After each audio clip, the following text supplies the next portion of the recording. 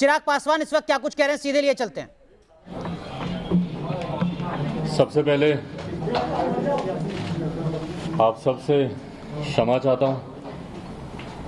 मैं जानता हूं कि आप लोग भी 2-3 दिन से बहुत ज़्यादा आप लोग परेशान चल रहे हैं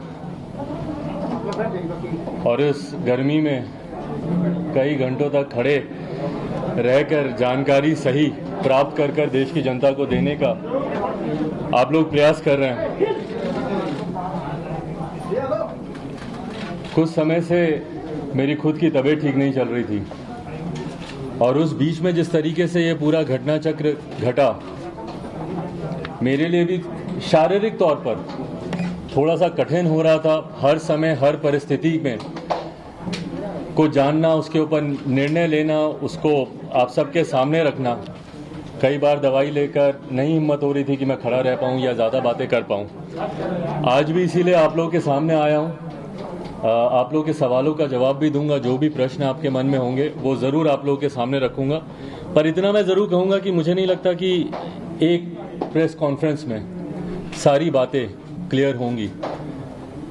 लड़ाई लंबी है, कई बार हम लोग की ऐसी मुलाकातें होंगी और समय समय पर जो भी आपके क्वेश्चंस होंगे, जो भी आपके प्रश्न होंगे या जो भी अपनी तरफ से मुझे लोक जनशक्ति पार्टी के पक्ष में जिन बातों को रखने की ज़रूरत होगी, वो समय समय पर आप लोगों के सामने आकर मैं उसको रखता रहूँगा।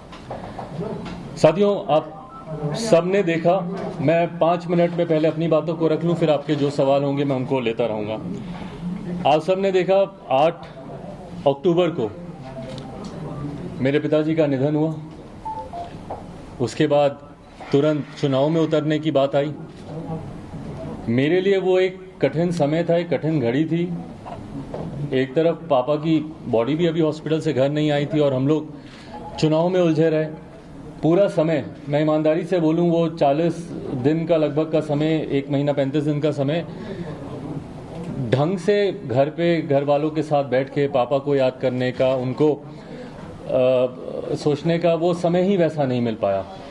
आने के बाद परिवार के साथ ज़रूर मैंने समय बिताया, काफ़ी घर वालों के साथ, मम्मी के साथ, परिवार के साथ। और उसके बाद वापस हम लोगों ने कि किस तरीके से इस चुनाव में और इस चुनाव के परिणाम पर मैं एक बात ज़रूर बोलूँगा प्रमुखता से कि इस चुनाव में मिली लोक जनशक्ति पार्टी को जो एक बड़ी जीत हम लोग की हासिल हुई है।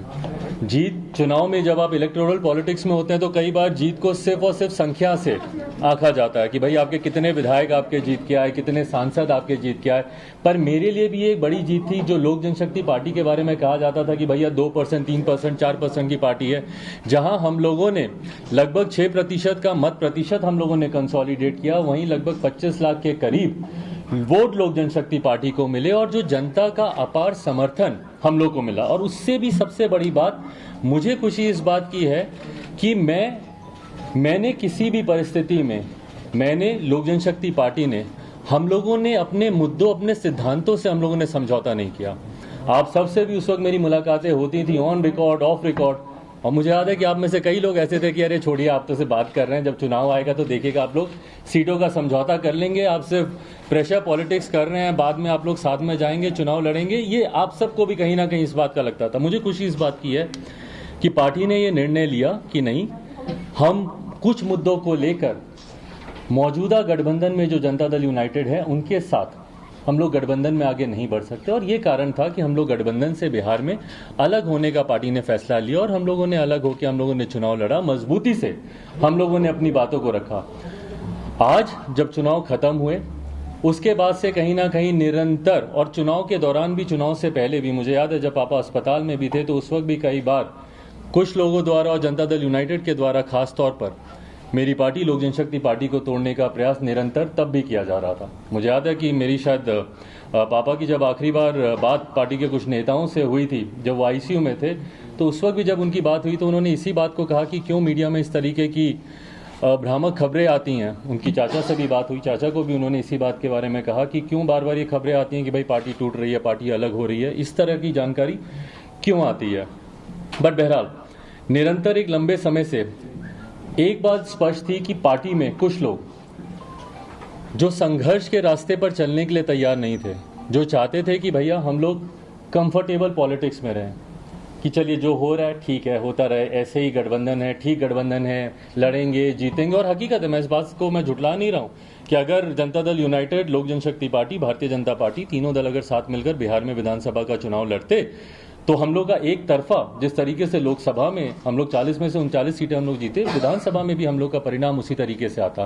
पर उसके लिए मुझे नतमस्तक होना पड़ता मौजूदा मुख्यमंत्री नीतीश कुमार जी के सामने, उसके लिए मुझे समझौता करना पड़ता अपनी नीतियों से। अब मैंने बिहारी फर्स्ट विजन डॉक्यूमेंट जो पूरे बिहार में हम लोगों ने घूमकर हर एक जिले, हर एक प्रखंड में जाकर वहाँ के लोगों से सुझाव लेकर जो हम लोगों ने तैयार किया था, उसको सम्मिलित करने से साफ इनकार कर दिया गया।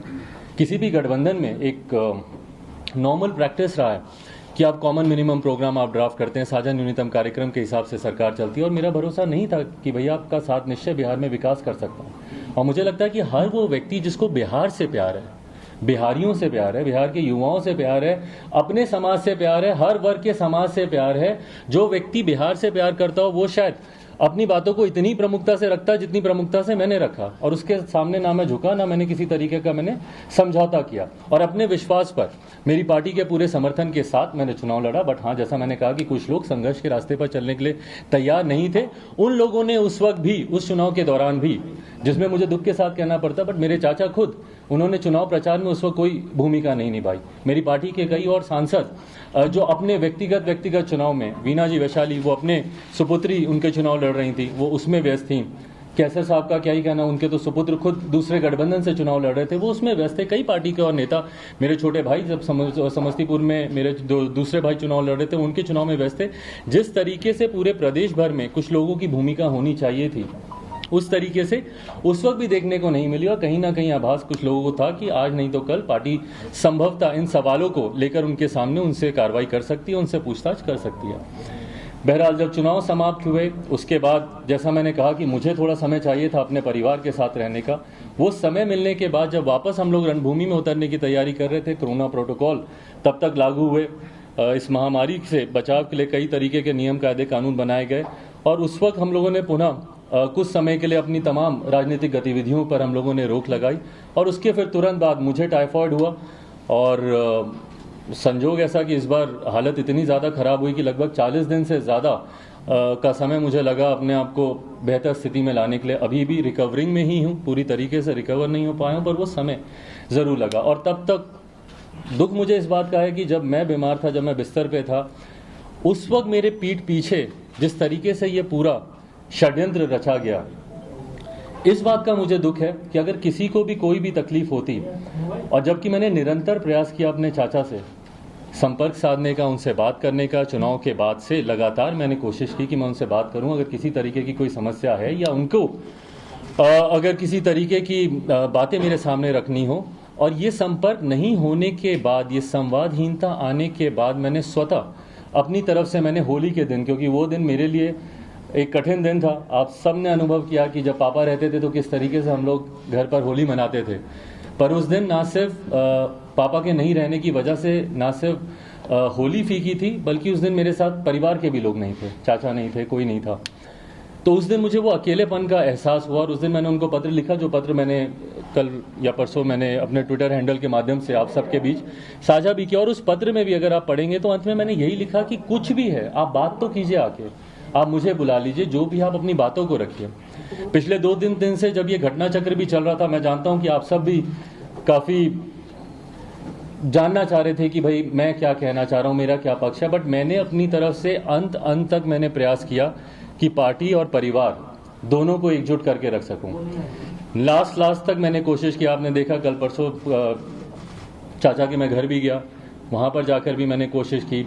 कल भी मैंने अंत तक, दोपहर तक, मम्मी खुद व्यक्तिगत तौर पर वो भी प्रयास कर रही थी चाचा से संपर्क साधने का। 10-15 दिन से वो अलग अलग माध्यम से उन्होंने भी कोशिश की कि उनसे बात करें। और परिवार की बात है, और मैंने एक बार पहले भी कहा था जब पारिवारिक एक और मसला आया था कि मैं बहुत ज़्यादा सहज महसूस नहीं करता हूँ परिवार की बातों को। तो आप सुन रहे थे यहाँ पर चिराग पासवान को, जो लगातार अपने परिवार और पार्टी के बीच जो टूट है उसको लेकर सफाई दे रहे हैं।